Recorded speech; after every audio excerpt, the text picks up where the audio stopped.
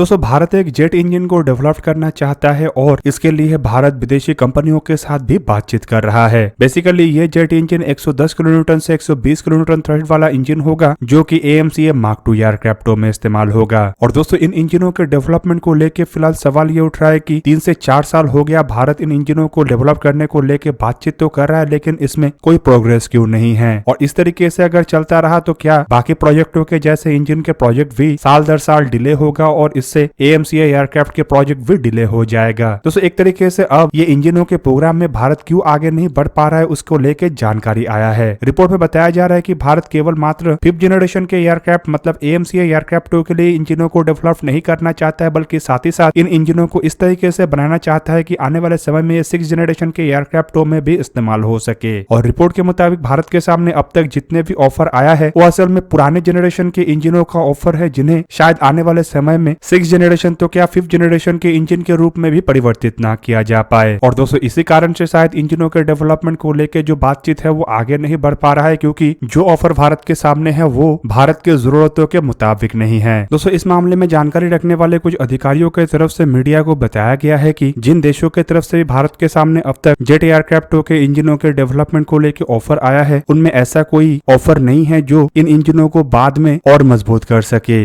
Report में दावा किया जा रहा है कि इन ऑफरों के तहत जिन इंजनों को पेश किया गया है वो करंट के कुछ आवश्यकताओं को तो पूरा कर सकता है, लेकिन बाद में इनके पास इतना दम नहीं होगा कि इन इंजनों को एक 6th जनरेशन के एयरक्राफ्टों के इंजनों में कन्वर्ट किया जा सके। और इसका सिंपल मतलब ये होगा कि अगर ऐसे इंजन को भारत कई बिलियन डॉलर खर्चा करके अभी बना भी लेता है तो 10 से 15 साल के बाद भारत को फिर से इंजनों को इंपोर्ट करना पड़ेगा और आवश्यकताओं को पूरा करने के लिए अन्य देशों के ऊपर डिपेंड रहना पड़ेगा। अब दोस्तों 6th जनरेशन के एयरक्राफ्टों में जिन इंजनों को इस्तेमाल किया जाना है उनमें सुपर क्रूजर कैपेबिलिटी के साथ साथ थ्रस्ट वेक्टरिंग नोजल भी होना चाहिए, और एक महत्वपूर्ण टेक्नोलॉजी जो इसमें होगा वो है वेरिएबल साइक्लिक टेक्नोलॉजी, जिस कारण 6th जनरेशन के एयरक्राफ्टों के इंजनों को वेरिएबल साइक्लिक इंजन भी कहा जाता है। पर भारत के सामने अब तक जितने भी देशों की तरफ से इंजनों का ऑफर किया गया है, चाहे वो फ्रांस हो, ब्रिटेन हो या अमेरिका हो, सब इंजन आइदर 30 साल पुराना है या फिर 30 साल पुराने टेक्नोलॉजी के बेस पे है। अब ऐसे में इन इंजनों को अगर भारत अभी लेता है तो 10 साल तक तो भारत की आवश्यकता पूरा होगा, लेकिन 10 साल के बाद ये इंजन एक तरीके से ऑब्सोलीट हो जाएगा। अब दोस्तों ऐसे में अगर इस तरीके के टेक्नोलॉजी के साथ भारत को इंजनों का ऑफर किया जा रहा है तो मेरा मानना यह है कि विदेशी इंजनों के ऊपर बिलियंस डॉलर खर्चा करने से बेटर तो ये है कि ये पैसा भारत कावेरी इंजनों के ही प्रोजेक्ट में खर्चा करे। यहाँ पे दोस्तों आप लोगों को ये भी जान के रखना चाहिए कि फिलहाल कावेरी इंजनों के डेवलपमेंट के ऊपर भारत की तरफ से उस तरीके से ध्यान नहीं दिया जा रहा जिस तरीके से ध्यान देना चाहिए, क्योंकि ऐसे इंजनों के डेवलपमेंट में भारत को कई सारे इक्विपमेंटों का आवश्यकता है, जैसे कि एक full functional wind tunnel facility और हाई ऑल्टीट्यूड टेस्ट फैसिलिटी, जैसे कि हाई ऑल्टीट्यूड में टेस्टिंग के लिए एयरक्राफ्ट। और दोस्तों भारत के द्वारा ऐसे ही चीजों के ऊपर इन्वेस्ट नहीं किया जा रहा है, जिसके कारण कावेरी इंजनों के ऊपर काम तो चल रहा है लेकिन उस तरीके से नहीं चल रहा है जिस तरीके से चलना चाहिए। अब दोस्तों ऐसे इंजनों के डेवलपमेंट के प्रोग्राम में भारत को कम से कम $5 बिलियन तक तो खर्चा करना पड़ेगा, जबकि कुछ जगहों में बताया जा रहा है कि जिस तरीके से भारत में प्रोजेक्ट डिले होता है इससे ये $5 बिलियन $7 बिलियन